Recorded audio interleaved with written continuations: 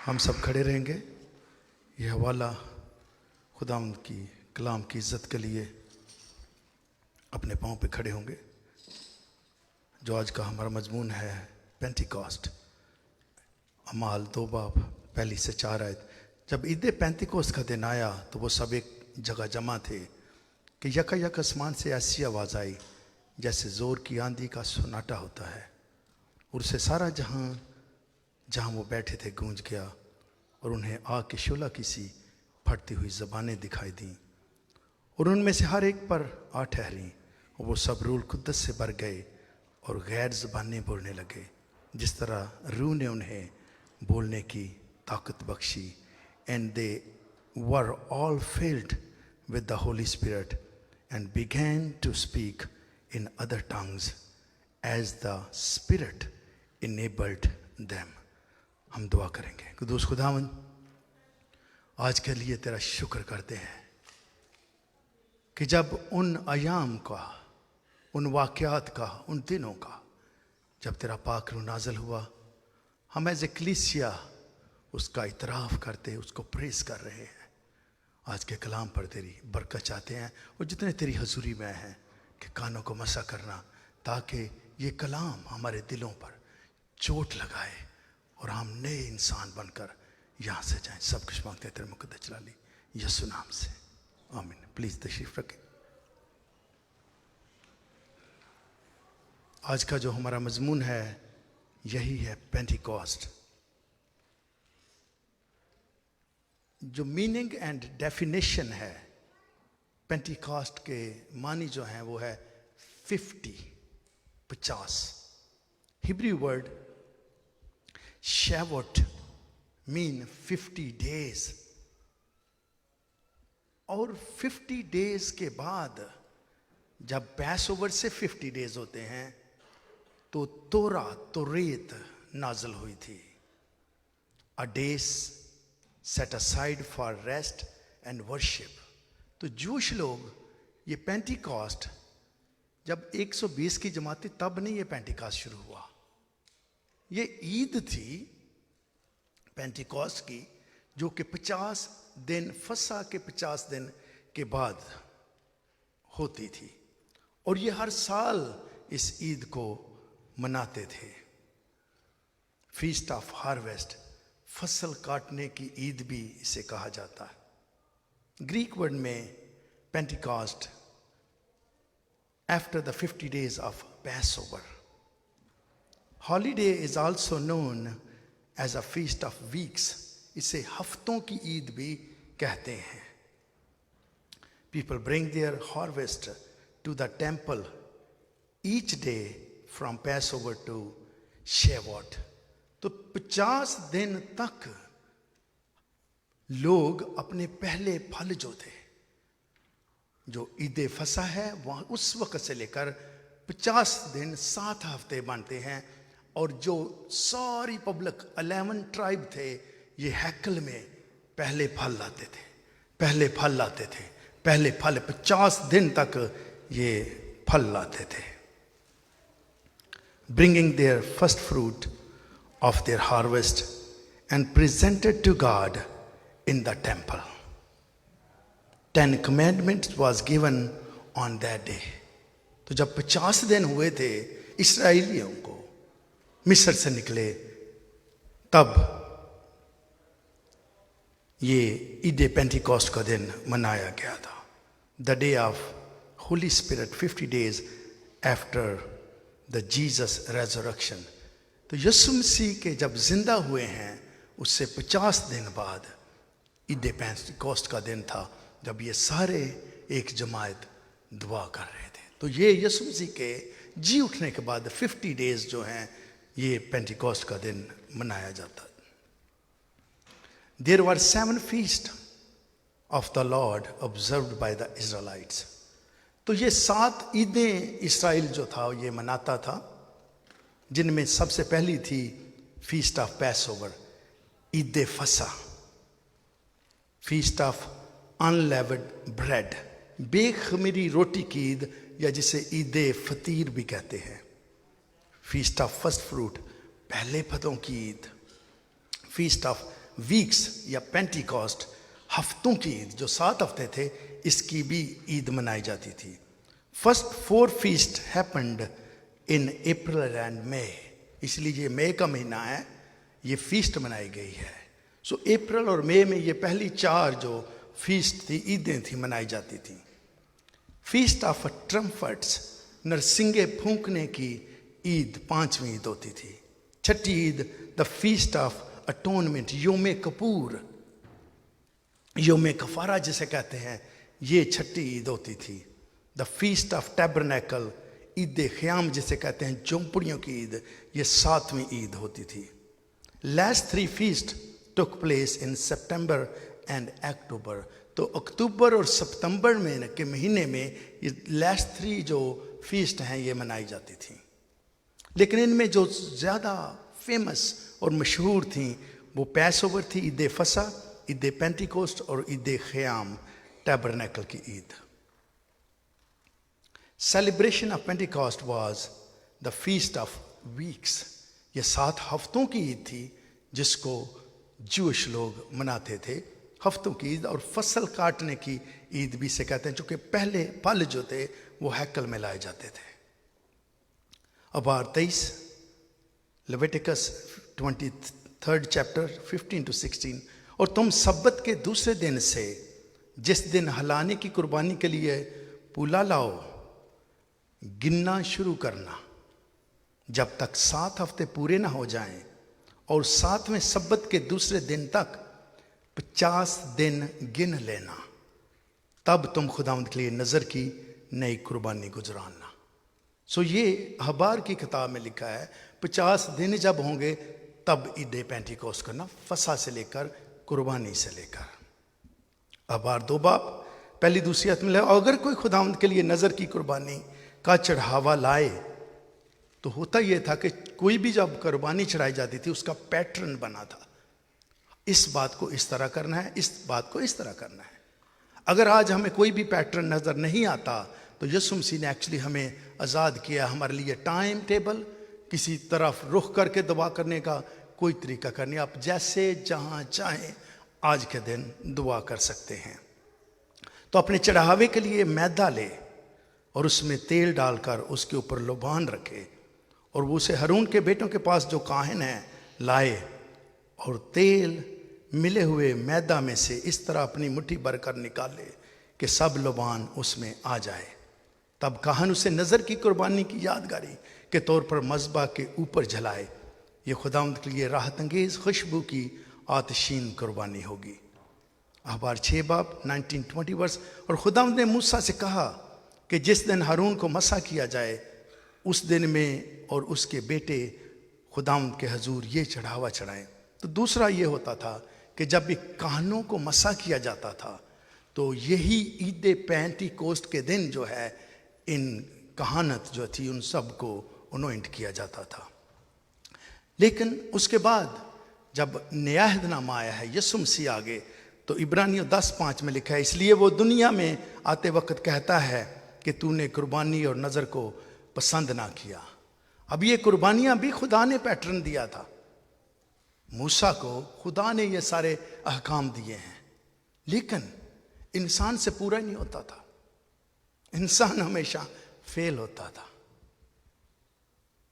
इसलिए खुदा ने देखा कि ये जो पैटर्न दिया है ये इस पर भी नहीं चल सकते। बहुत प्रेशर दिया जाता था, टोपी इस तरह पहनो, इधर शूज उतारने हैं, इधर ये नहीं करना, इधर वो नहीं करना। इसके बावजूद भी इंसान फेल होता था, और उसका फिर एक ही इलाज था खुदा के पास कि अपने बेटे को भेजे जो perfect, Christ perfect self sacrifice थे। जब वो सैक्रिफाइस देगा तो फिर हमारी रास्तबाजी नहीं, उसकी रास्तबाजी मुझे और आपको कामल बनाएगी।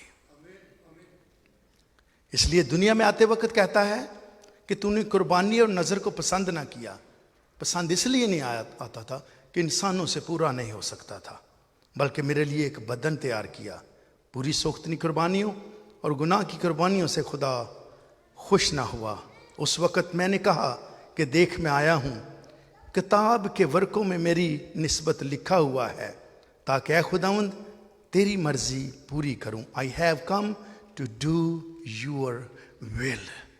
असल काम ये था कि चूंकि इंसानों से कुर्बानियां चढ़ाकर रूल रेगुलेशन अहकाम पे नहीं चला जा सकता था, फेल होते थे, तो खुदा ने अरेंज किया था। नजर की कुर्बानी जो थी सोख्तनी कुर्बानी के बाद की जाती थी। जो नजर की कुर्बानी पहले फलों को कुर्बानी जो लेकर आते थे वो, या 7 हफ्तों की जो ईद है पेंटिकोस्ट जो है, ये हमेशा सोख्तनी कुर्बानी के बाद होती थी। इसीलिए मेरा और आपका मसीहा पहले मरा है और उसके बाद 50 डेज के बाद पाकरू नाजल हुआ है। इस कुर्बानी से पहले खून का बहाया जाना जरूर था। ये वाली जो कुर्बानी होती थी उसमें खून का बहाया जाना जरूर था, लेकिन 7 हफ्तों की कुर्बानी नजर की कुर्बानी होती थी, पहले फलों की कुर्बानी होती थी।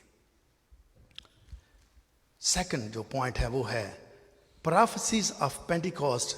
पेंटिकोस्ट के बारे जो पेशन गोइयां या पाकरू के बारे, जब पेंटिकोस्ट का लफ्ज यूज करूंगा तो पाकरू ये सेम दोनों लफ्ज साइड बाय साइड चलेंगे। सो प्रोफेसीज इसके बारे में पुराने अहदनामे में हमें मिलती हैं। इमसाल पहला बाब 23 से 25 आयत। तुम मेरी मलामत को सुनकर बाज आओ, रिपेंट एट माई रब्यूक। आप झिड़क कर देखें, अगले को गुस्सा आता है। यहां पे क्या लिखा है? Repent at my rebuke. तुम मेरी मलामत को सुनकर बाज आओ, देखो मैं अपनी रूह तुम पर अंडेलूंगी, मैं तुमको अपनी बातें बताऊंगी। अब ये खुदा लड़की नहीं है जो अब कहता है मैं रूह भेजूंगी, क्योंकि ये बात इमसाल की किताब में लिखी है। इमसाल इज अ पोएटिक बुक, ये पोइट्री लिखी गई है और पोइट्री में हिकमत पुकार रही है। क्योंकि ऊपर टाइटल हिकमत पुकार रही है, इसलिए लिखा है मैं अंडेलूंगी, लेकिन है खुदा ही जो बोल रहा है। देखो मैं अपनी रूह तुम पर अंडेलूंगी, मैं तुमको अपनी बातें बताऊंगी। चूंकि मैंने बुलाया और तुमने इनकार किया। I called you so often but you refuse to listen. मैंने कई बार तुझे बुलाया, रूह भेजूंगी, लेकिन उससे पहले एक प्रोसेस है। चूंकि मैंने बुलाया और तुमने इनकार किया, मैंने हाथ फैलाया और किसी ने ख्याल ना किया। I reached out to you but you paid no attention. कई बार नहीं होता ऐसे, अटेंशन ही नहीं पे करते। अगला बात कर रहा है, आप कहीं और पहुंचे होते हैं। सेम थिंग है यहां पे। बल्कि तुमने मेरी मशवरत को नाचीज जाना, यू इग्नोर माई एडवाइस, और मेरी मलामत की बेकदरी की, and reject the correction I offered. यसाया, और ये एक नबी है और ये सुलेमान नबी है जिसने इमसाल की किताब लिखी। ये अपना ख्याल पेश कर रहा है कि मैं अपनी रूह तुझ पर डालूंगा। दूसरा ख्याल यसाया 44:3 वर्ष में लिखा है, क्योंकि मैं प्यासी जमीन पर पानी ढेलूंगा और खुश्क जमीन पर नदियां जारी करूंगा। गौर से सुनिए, मैं अपनी रूह तेरी नस्ल पर और अपनी बरकत तेरी औलाद पर नाजल करूंगा। I will pour out my spirit on your descendants. जब डिसेंडेंट्स का लफ्ज है तो इसका मतलब है नस्ल दर नस्ल, इस नस्ल से अगली नस्ल से अगली नस्ल से अगली नस्ल तक मैं बरकत दूंगा। मैं अपनी रूह तेरी नस्ल पर और अपनी बरकत तेरी औलाद पर नाजिल करूंगा। और 59:20-21 यसाया में लिखा है, और खुदावंद फरमाता है सयोन में से उनके पास जो यकूब में खताकारी से बाज आते हैं। पहला क्या लफ्ज था इमसाल में? Repent at my rebuke. मेरी मलामत जो मैंने की है, तुझे डिसिप्लिन किया है, उसको सुन और बाज आ। यहां पर यसाया सेम चीज फरमा रहा है। खताकारी से बाज आते हैं, एक फिदिया देने वाला आएगा। A redeemer will come, buy them back. अब यीशु मसीह ने क्या किया है कि अपने खून से, हम जो शैतान के हाथ में बिक चुके थे, अपने खून की कीमत से मुझे और आपको खरीदा है। क्योंकि उनके साथ मेरा अहद ये है, खुदावंद फरमाता है, मेरी रूह जो तुझ पर है, वो मेरी बातें जो मैंने तेरे मुंह में डाली हैं, तेरे मुंह से और तेरी नस्ल के मुंह से और तेरी नस्ल की नस्ल के मुंह से अब से लेकर अब तक जाती ना रहेंगी। खुदावंद का यही इरशाद है। तीसरा नबी जो है, योएल चैप्टर 2 28 वर्स में लिखा है, और इसके बाद, किसके बाद? तौबा के बाद। और इसके बाद मैं हर फर्द बशर पर अपनी रूह नाजल करूंगा, और तुम्हारे बेटे बेटियां नबूवत करेंगे, और तुम्हारे बूढ़े ख्वाब देखेंगे, और जवान रोया देखेंगे। अब ये 3 ऐसे बड़े खुदा के नबी खादम इस बात को रिवील कर रहे हैं। अभी हम ये पुराने अहदनामा में हैं, पेंटिकॉस्ट की बात जो की जा रही है, पाक रूह के नज़ूल की जो बात की गई है, तुम मेरी मलामत को सुनकर बाज आओ, रिपेंट करो, और फिर मैं अपनी रूह तुझ पर अंडेलूंगा। यसाया ने, मैं अपनी रूह तेरी और तेरी नस्ल पर अंडेलूंगा। योएल कहता है कि आखिर जो दिन है, आखिरी दिनों में मैं अपनी रूह हर फर्द बशर पर नाजल करूंगा। लेकिन इस रूह को रिसीव करने के लिए ऐसा नहीं है कि ये मार्केट में चीज बिकने वाली है और हर शख्स इसे खरीद सकता है। उससे पहले जो बात की गई है वो रिपेंटेंस की है। मैंने और आपने रिपेंटेंस कहा है, मैंने तुझे बुलाया और तुमने निकार किया। सो मेनी टाइम कितने खादमीन यहाँ पे आते हैं और तौबा के लिए मुझे और आपको इनवाइट करते हैं, हम वहां के वहां बैठे रहते हैं। चाहते ये हैं कि खुदावंद का रूह मेरी और मेरी औलाद पर रहे, लेकिन मैं और आप तौबा नहीं करना चाहते। आज खुदावंद का पाक कलाम मुझे और आपको तंबीह कर रहा है, ऐ मेरे बेटे, ऐ मेरी बेटी, ऐ पेरेंट्स, जब तक तुम अपनी उन बातों से जो खुदा को नाराज करती हैं बाज नहीं आओगे, मैं पाक रूह को नाज़िल नहीं कर सकता। क्योंकि मैंने जब हाथ फैलाया तो तूने ख्याल ना किया। सो मेनी टाइम, आज शायद आपके लिए आखिरी वक्त है। हर शख्स अपने बेटे को, बेटी को अच्छा देखना चाहता है।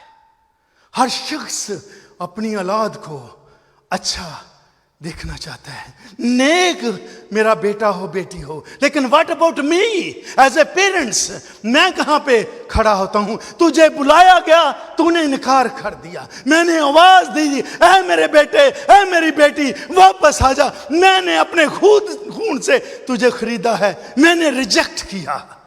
जब रिजेक्ट मैं और आप कर रहे हैं, कैसे तवक्को कर सकते हैं कि मैं और आप उसके बेटे और बेटियां बनेंगे? लेकिन तुमने मेरी ऑफर को रिजेक्ट किया है। लेकिन अगर तू ऐसे करेगा तो लिखा है, जब दहशत छा जाएगी, आफत बगोले की तरह आएगी, मुसीबत जानकनी तुम पर टूट पड़ेगी, तूफान, आंधियां, मुसीबतें, बीमारियां, दुख, रोग जब तुम्हें घेर लेंगे तो लिखा है, तू पुकारेगा और मैं जवाब ना दूंगा, तू पुकारेगी मैं जवाब ना दूंगा। अगर मैं और आप खुदा के हजूर में जाकर अपनी फरियाद उसके मज़बा पर, उसके तख्त तक पहुंचाने जाते हैं, तो मुझे और आपको उन सारी बातों की जो ऑफर की जाती है, चाहे कहीं भी हैं आप, कोई भी चर्च क्यों नहीं है, मुझे और आपको उस ऑफर को कबूल करना जरूरी है। मैं तुझ पर पाक रूह नाज़िल करूंगा, और ना सिर्फ तुझ पर, तेरे बच्चों पर, तेरी नस्ल पर, तेरी नस्ल की नस्ल पर, तेरी नस्ल की नस्ल पर मैं बरकत भेजूंगा। लेकिन है मेरे बेटे, है मेरी बेटी, तूने सबसे पहला काम तौबा करनी है, की है। हम दूसरी साइड को अच्छा देखना चाहते हैं, खुद को चेंज नहीं करना चाहते। चेंज उस वक्त आएगी जब आप अपने आप को चेंज करेंगे। किसी शख्स को आप चेंज नहीं कर सकते। जब मुसीबत, दुख, जान का नहीं, तो पुकारे खुदावंद ये कैसे हो गया, ये एक्सीडेंट कैसे हुआ है, ये मेरा बेटा ये बेटी ड्रग्स में कैसे चले गए, ये रॉन्ग रिलेशनशिप में कैसे चले गए, कैसे निकले, तो खुदावंद के कान बंद होंगे। क्योंकि जब मैंने बुलाया तूने इनकार किया था। जब मैंने हाथ फैलाया मेरे बेटे मेरी बेटी आजा, तूने रिजेक्ट किया, ख्याल ना किया। और मैंने तुझे मशवरा दिया, तूने उसको भी इग्नोर किया। मेरी मलामत की तूने बेकदरी की है। इसलिए मेरे बेटे, ऐ मेरी बेटी, तू पाकरू की बात करता है। कुछ लोगों के लिए तो वैसे ही मजाक है। वजह पता क्या है?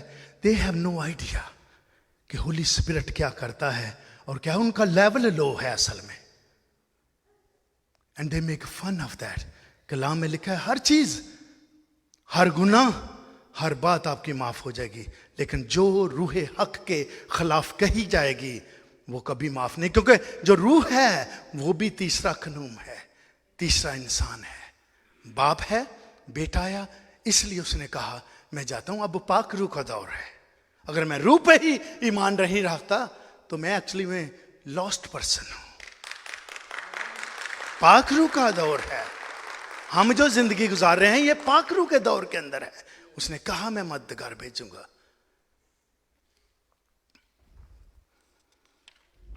तीसरा पॉइंट, प्रोफेसीज की गई होली स्पिरिट के बारे। अब है प्रोमिसेस। प्रोमिसेस हुए हैं, प्रोमिसेस ऑफ पेंटिकॉस्ट। पेंटिकॉस्ट के वादे, पाक रूह के जो वादे हैं वो क्या हैं? और यूहन्ना 14:16 में लिखा है, और मैं बाप से दरख्वास्त करूंगा, वादा, और वो तुम्हें दूसरा मददगार बख्शेगा। He will give you another helper। जैसे वो कुर्बानियां चढ़ाकर पूरे नहीं आ सकते थे, ऐसे ही मेरे जो हम होली स्पिरिट के बगैर खोखले हैं, अंधेरे में हैं, मददगार बख्शेगा कि अब तक तुम्हारे साथ रहे। To be with you forever. एक और ऐसा शख्स है, एक और ऐसा दोस्त है जो कभी भी आपको नहीं छोड़ेगा।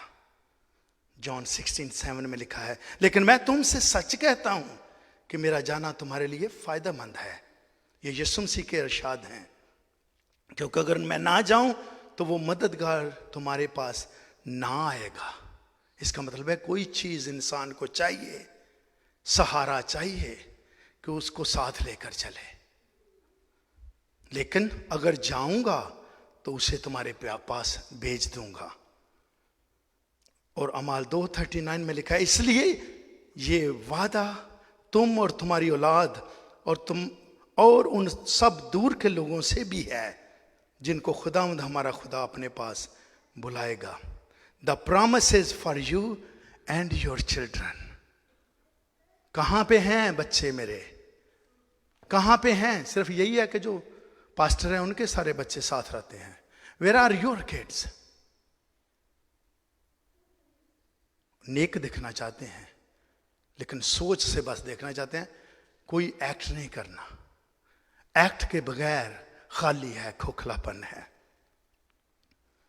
और अमाल 1 बाब 8वीं आयत में लिखा है, लेकिन जब रूह कुद्दस तुम पर नाज़िल होगा तो तुम कुव्वत पाओगे। प्रॉमिस। और यरूशलेम और तमाम यहूदिया और सामरिया में, बल्कि जमीन की इंतहा तक मेरे गवाह हो गए। जमीन की इंतहा, माय विटनेस होंगे। जमीन की इंतहा का लफ्ज जो है ये रोम को प्रेजेंट करता है, क्योंकि ऑल रोड्स लीड्स टू रोम। अगर आप रोम पहुंच जाते हैं तो वहां से आप पूरी दुनिया में ट्रैवल कर सकते हैं। इसलिए जमीन की इंतहा कहा गया है। जमीन की इंतहा रोम है और आखिरी ट्रिप भी पौलुस रसूल का रोम में हुआ था। प्रॉमिसेस। और ये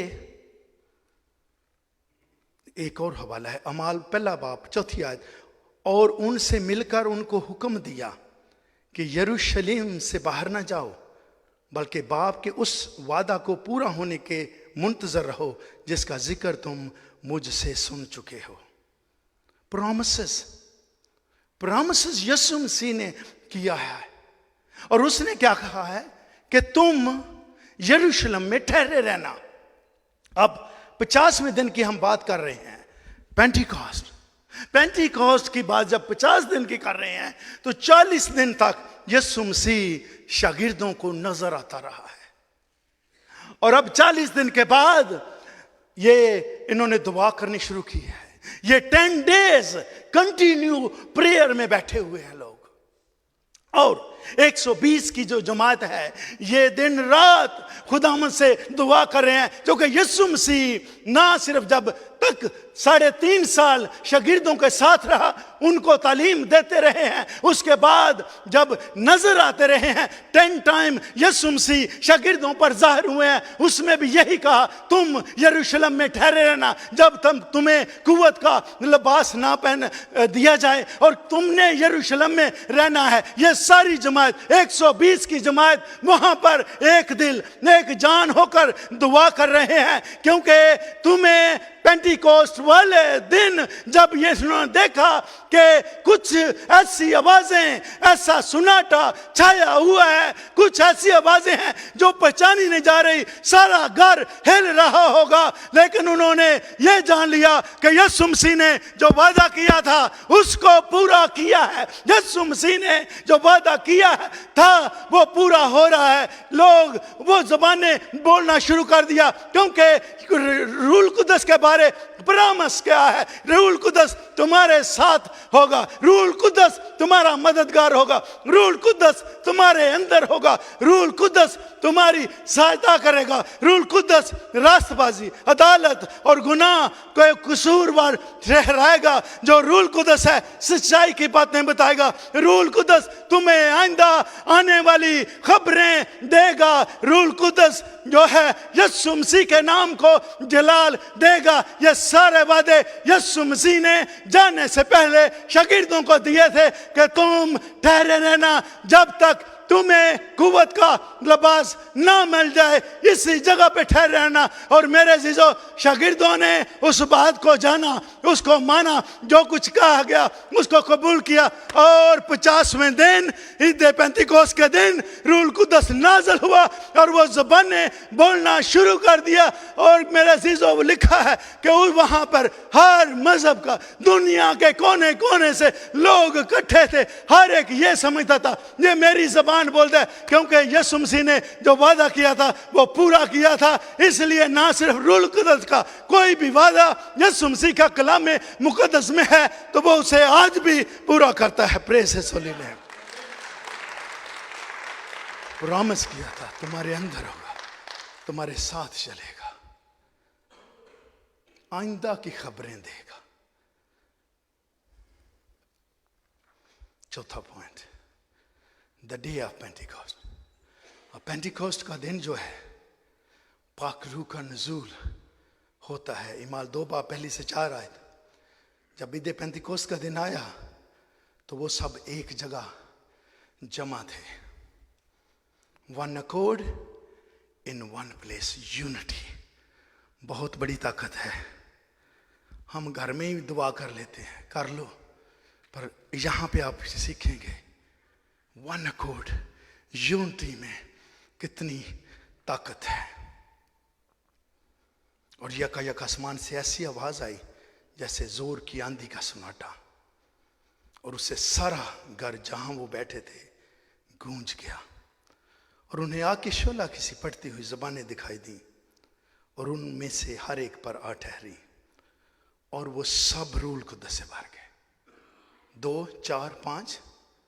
अब जब इबादत होती है कुछ गिरते हैं, कुछ को कुछ फील होता है, बाकी वैसे के वैसे चले जाते हैं। वाई?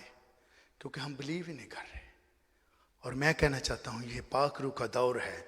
अगर मैं और आप पाक रूह पे ही ईमान नहीं रखते, we are last. All of them were filled with the Holy Spirit. और गैर ज़बानें बोलने लगे जिस तरह रूह ने उन्हें बोलने की ताकत बख्शी। ये हर शख्स फर्क ज़बान बोलता था, ये लोग ईद मनाने के लिए दूसरी जगहों से आए हुए थे, लेकिन अगला हवाला पढ़ते हैं इससे, पैदाइश 11 बाब 1 से 7 वर्स। और तमाम जमीन पर, गौर से सुनिएगा, तमाम जमीन पर एक ही जबान और एक ही बोली थी। At one time all the people of the world spoke the same language and used the same words. तो लफ्ज भी सेम, एक ही जबान बोली जाती थी। ये सारी जबानें कहां से आई हैं? आगे सुनिए 4 वर्ष में। फिर वो कहने लगे कि आओ हम अपने वास्ते एक शहर और बुर्ज जिसकी चोटी आसमान तक पहुंचे बनाएं, सिटी विद द टावर। आप देखें जितने कामयाब कंट्रीज हैं उन्होंने कोई टावर दिखाते हैं। ये कामयाबी का राज है। और इन लोगों ने भी यही सोचा, और यहां अपना नाम करें, ऐसा ना हो कि हम तमाम रूए जमीन पर परगंदा हो जाएं। और खुदावंद इस शहर और बुर्ज को जिसे बनी आदम बनाने लगे, देखने को उतरा। ये इन्होंने डिसीजन लिया है कि हम ऐसा बुर्ज बनाएंगे जो आसमान की चोटी तक जाए। जो ही इन्होंने सोचा है, खुदा उतरा है। और लिखा क्या लफ्ज है? और खुदा ने कहा, देखो ये लोग सब एक हैं, दे आर वन अकॉर्ड। जिस तरह ईद पेंतिकोस्त के दिन दे वर वन अकॉर्ड, और यहां पर भी पुराने हदनामे में दे वर वन अकॉर्ड। और इन सबों की एक ही जबान है, सेम लैंग्वेज, एक ही जबान थी, एक ही बोली थी। दुनिया के किसी भी खित्ते में इंसान था, वही जबान थी। सो आओ हम वहां जाकर उनकी जबान में इख्तिलाफ डालें। और खुदावंद ने कहा, देखो ये लोग सब एक हैं, एक वन अकॉर्ड, और इन सबों की एक ही जबान है, सेम लैंग्वेज। वो जो ये करने लगे हैं, सुनना जरा ताकत इस जबान में, वो जो ये करने लगे हैं, तो अब कुछ भी जिसका वो इरादा करें उनसे बाकी ना छूटेगा। They will do it. 2 चीजें हैं, जबान एक है और एक जगह जमा है, एक अकॉर्ड, यूनिटी है, इनमें इत्तेफाक है। और ये जो करना चाहेंगे, खुदा कह रहा है ये करेंगे। सो आओ हम, यहां पे ट्रिनिटी, यहां पे लिखा जा सकता खुदा ने कहा मैं जाता हूं। आओ हम, बाप, बेटा और पाक रूह का लफ्ज है। सारी बाइबल्स में ऐसे ही है, इंग्लिश की सारी ट्रांसलेशन में ऐसे ही है। आओ हम वहां जाकर उनकी जबान में इख्तलाफ डालें, ताकि वो एक दूसरे की बात समझ ना सकें। Come let's go down. ये बाप, बेटा, पाक रूह आसमानों से इन्होंने देखा है कि ये एक ही जबान, एक ही बोली बोलने वाले जो हैं, इन्होंने तहैया किया है हम बुर्ज बनाकर खुदा तक पहुंचेंगे। लेकिन क्या हुआ? इन्होंने कहा आओ हम, जिसमें पाक रूह खुद मौजूद है। और क्या कहते हैं? बस खुदा ने उनको वहां से तमाम रूए जमीन पर परगंदा किया, सो वो उस शहर के को बनाने से बाज आए। इसलिए उसका नाम बाबल हुआ। बाबल के मानी है कंफ्यूज नॉइस। बाबल के मानी है कंफ्यूज नॉइस। यहां पर भी जो ईद पेंतिकोस्त के दिन ये सारे बैठे हुए हैं, कंफ्यूज नॉइस, ऐसी आवाज उन्होंने पहले नहीं सुनी, क्योंकि खुदा ने वहां सारी जमीन की जबान में इख्तलाफ डाला। Confuse the language of the whole earth. दुनिया में जितने सारे हैं उनको समझ ना आए कि करना क्या है। और वहां से खुदा ने उनको तमाम रूहे जमीन पर परगंदा किया। जफनाया जो है इसको इस तरह बोलता है, और मैं उस वक्त लोगों के होंठ पाक करूंगा। उस वक्त क्या करूंगा?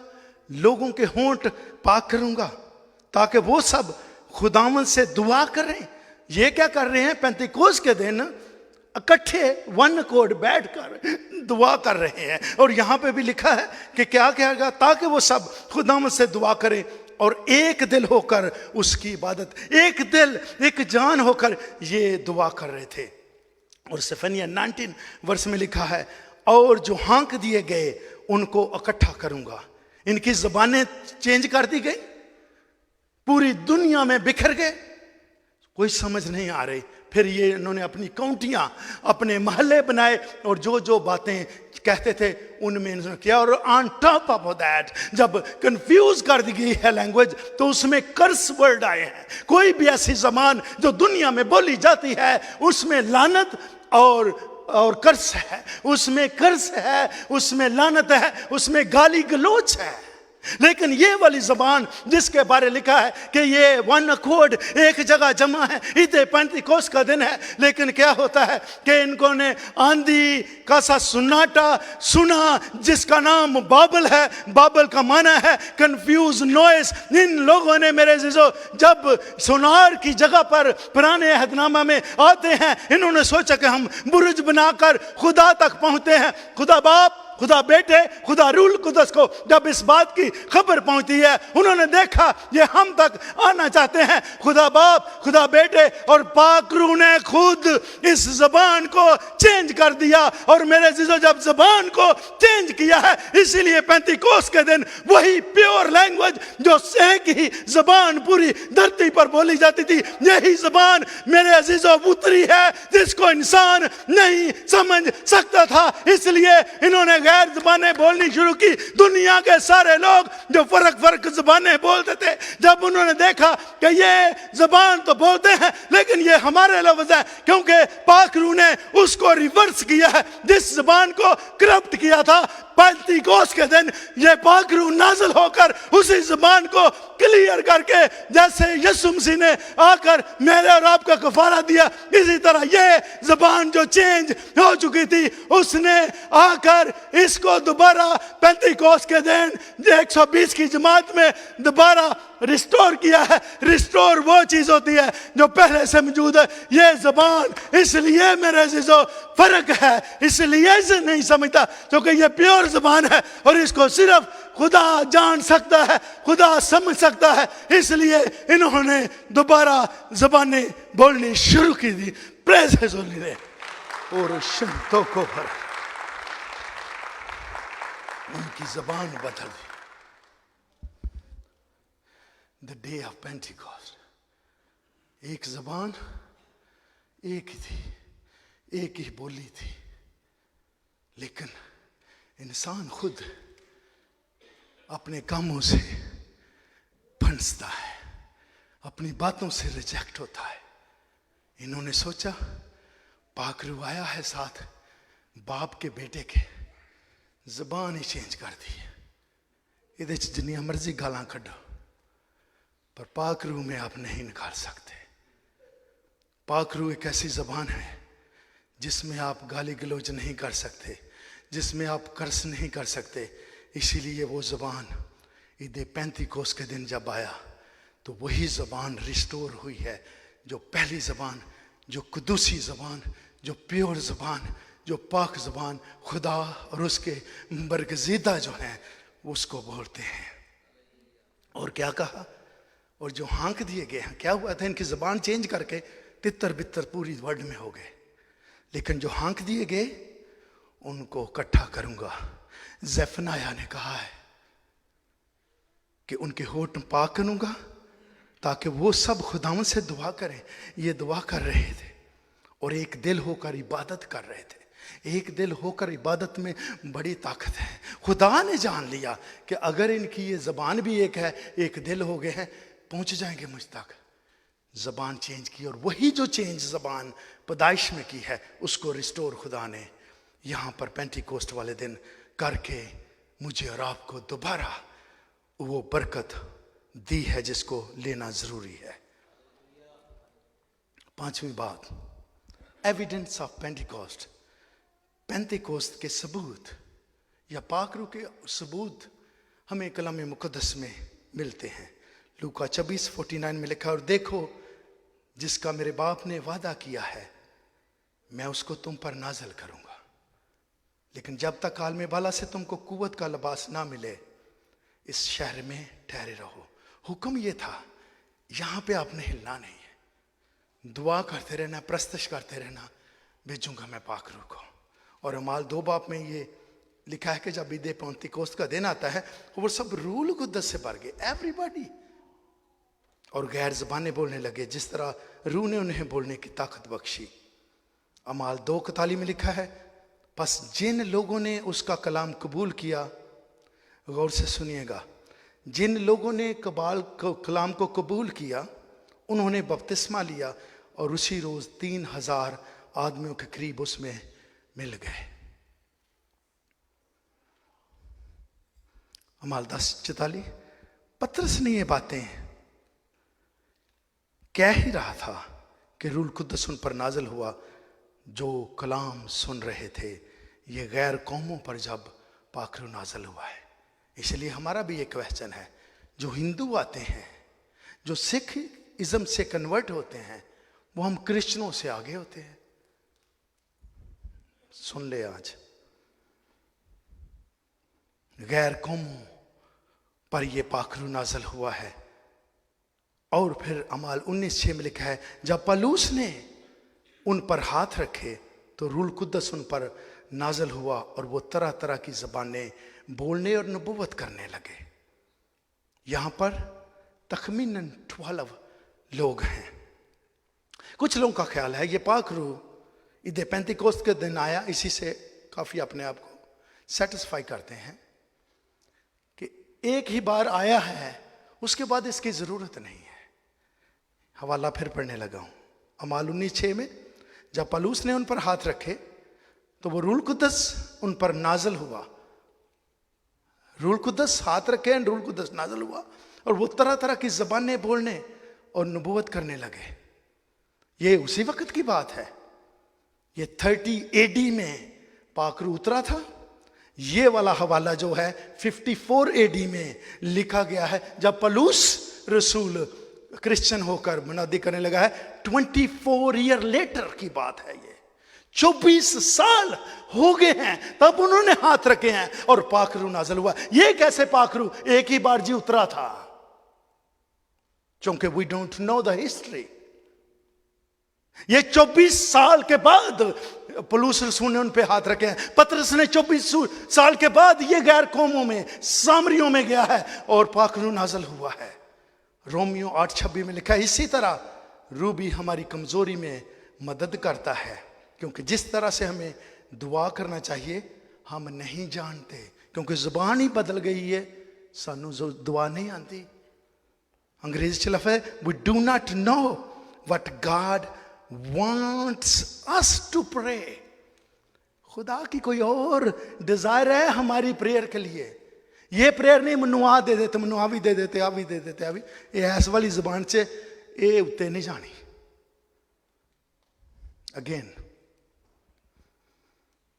मगर रूह खुद ऐसी आहें भर भर कर हमारी शफायत करते। जब आप गैर ज़बान में दुआ करते हैं तो ये जो अल्फाज बोले जाते हैं, ये आहें हमारे लिए, खुदा की जो डिजायर है कि हमारी दुआ क्या होनी चाहिए, ये इस ज़बान के थ्रू ही जा सकती है।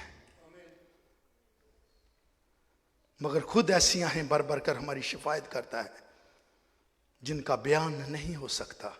Spirit himself intercede for us, cannot be expressed in words. ये लफ्जों में नहीं बताई जा सकती। सो एविडेंस जो हमें मिलते हैं, पाक रूह सिर्फ उसी दिन नहीं है। यीशु मसीह ने कहा था, तुम यहाँ ठहरे रहना और मैं पाक रूह को तुम्हारे लिए नाज़िल, तुम्हें मददगार भेजूंगा, तुम्हारे साथ रहेगा, तुम्हारे अंदर रहेगा। और फिर क्या है, जब उन्होंने पाक रूह नाज़िल हुआ है, गैर ज़बानें बोलना शुरू कर दी हैं। और मेरे अज़ीज़ों, यहाँ पर क्या लिखा है कि यहाँ, और पतरस ने ये कह ही रहा था तो ये गैर कौमों पर नाज़िल हुआ है। पलूस रसूल 24 साल के बाद गैर ज़बान के लिए दुआ करता है, गैर ज़बान उतर जाती है। तो क्या है कि यही ज़बान मेरे अजीज़ों, जब कोहे सीना पर जब अहकाम के लिए मूसा पहाड़ पर जाता है, तो जब आता है तो जो लोग हैं वो मेरे अजीजों बुत की परस्तिश कर रहे हैं, उस बछड़े की पूजा कर रहे हैं। मूसा उतरता है तो मेरे अजीजों मूसा उतरता है, उसे गुस्सा आता है, वो तख्तियां तोड़ देता है और कहता है जो मेरी तरफ आना चाहता है वो मेरी तरफ आए, बाकी लोग जो कुछ करना चाहते हैं करें, लेकिन मूसा की तरफ सिर्फ लावियों का कबीला जो है वो मूसा के साथ खड़ा हुआ। इसीलिए मूसा ने लावियों को कहा तुमने हैकल का काम शुरू करना है, लेकिन जब तख्तियां तोड़ी गई हैं तो 3000 लोग वहां पे मरे हैं। लेकिन जब पतरस ने कुव्वत पाई है, इसने प्रीचिंग करनी शुरू की है, तो 3000 लोग वहां मर रहे हैं। अहकाम जो है, जो हुक्म है, उनमें डेथ है, वहां पे 3000 मरे हैं। जब पतरस ने प्रीचिंग की है, 3000 ने नई लाइफ यीशु को कबूल किया, क्योंकि ये पाकरू का नज़ूल था। इसलिए मेरे अजीजों ये पाकरू जब नाज़िल हुआ है, जिंदगियां आई हैं, नई खुशियां आई हैं, रौनकें आई हैं, और वो उदास चेहरे जो हैं वो जाते रहे, क्योंकि पाकरू डोंट टेक इट इजी। ये दौर पाकरू का है। मुझे और आपको बिलीव करना, क्या हमने सीखा है, डजंट मैटर बाइबल में क्या लिखा है। मेरा उस्ताद कौन था, डजंट मैटर बाइबल में क्या लिखा है। मेरे बुजुर्गों ने क्या सिखाया है, डजंट मैटर बाइबल में क्या लिखा है। और इसमें लिखा है कि वो एविडेंस है, पाकरू नाज़िल होगा। और फिर लिखा है इमाल 2 बाब में 38, पतरस ने उनसे कहा तौबा करो, पहला काम तौबा जिन्ना चिर नहीं उन्नी देर तक कुछ भी नहीं होना। तुसी जिन्नी मर्जी पाकरू मंगो, तो जिन्नी मर्जी बरकत मंगो, जिन्ना मर्जी सुकून मंगो, ये ना आया। नंबर 1 स्टेप पतरस ने कहा तौबा करो। जब 3000 तो कमरे में नहीं बैठ सकते थे, अब इन्होंने जब ज़बानें बोलना शुरू कर दी हैं, लोग गलियों में से देख, यहाँ क्या चल रहा है, यहाँ क्या चल रहा है, यहाँ क्या चल रहा है। हजूम इकट्ठा हो जाता है, पतरस प्रीच करता है, मैसेज देता है, उनके दिलों पे चोट लगती है कि यही पतरस जो यीशु मसीह का 3 बार इनकार करने वाला, यही पतरस यीशु को जब सलीब दिया जा रहा था डर के मारे कमरे में छुप गया है। ये तो सलीबी मंजर तक भी नहीं पहुंचा, लेकिन पाकरू जब आ गया तो इसके अंदर दिलेरी आई है। कोई शख्स भी जो पाकरू से ममूर है वो किसी हालात से नहीं डरता, वो किसी इंसान से नहीं डरता, क्योंकि उसने अपनी मौत जो है उसके सुपुर्द की गई है। इसीलिए यही पतरस जिस पर बार बार यीशु मसीह जिंदा होने के बाद जाहिर हुए हैं, यही पतरस में दिलेरी इस कदर आई है, इसने गैर कौमों में, ज्यूशों में, जहां जहां ये जा सकता था, इसने जाकर यीशु मसीह की मनादी की गई है। क्योंकि पाकरू जब अंदर आ जाता है आप दलेर हो जाते हैं। पाकरू जब अंदर जाता है तो आपको एक सुपरनेचुरल पावर मिल जाती है, और फिर आप दुनिया के कोने कोने जहां मर्जी कुछ क्या ना हो, तुम उसके नाम का इनकार नहीं करोगे, क्योंकि पाकरू ने आपको स्ट्रॉन्ग किया है अंदर से। पाकरू आपका भरोसा है, पाकरू आपके बाहर है, पाकरू आपके अंदर है। फिर डर किस बात का, जब आप उसके साथ हैं तो कौन आपके मुखालिफ हो सकता है। जोरदार ताली पाकरू के लिए कि जब आया है तो वही डरपोक पाकरू आया है, यही डरने वाले पाकरू आया है, यही बुज़दिल पाकरू आया है, सुस्त सुते हुए पाकरू आया है, ये बैठते नहीं है। पाकरू आया है, इन्होंने इनको तसल्ली दी है। एक जगह पे अहकाम आए हैं, 3000 मर रहे हैं। एक जगह पे पाकरू आया है, 3000 लोगों ने एक ही दिन में। दूसरी प्रीचिंग में 5000 लोगों ने यीशु मसीह को कबूल किया। ये डरने वाला शख्स अब क्या कर रहा है, क्योंकि अंदर पाकरू है। आज भी मैं और आप, क्योंकि हमारे बदन उसका मस्कन है। क्या पाकरू इसमें बसा हुआ है? अगर नहीं तो प्रोसेस क्या है, पतरस ने बताया है, पहले तौबा करो, फिर उसके नाम का बपतिस्मा लो, तो रूल कुद्दस अनाम में पाओगे। मैं और आप अगर चाहते हैं कि पाकरू मेरे और आपके दिल में बसे, तो मुझे और आपको फर्स्ट थिंग तौबा करनी है। नंबर 2 बपतिस्मा उसके नाम का लेना है। और फिर जब पाकरू अंदर आएगा तो तुसी भी जड़े डरते डरते हो, एकदम खुदा की कुव्वत में कुदरत में दलेर होकर उसके नाम का प्रचार करोगे। खुदा इस कलाम के वसीला से बड़ी बरकत।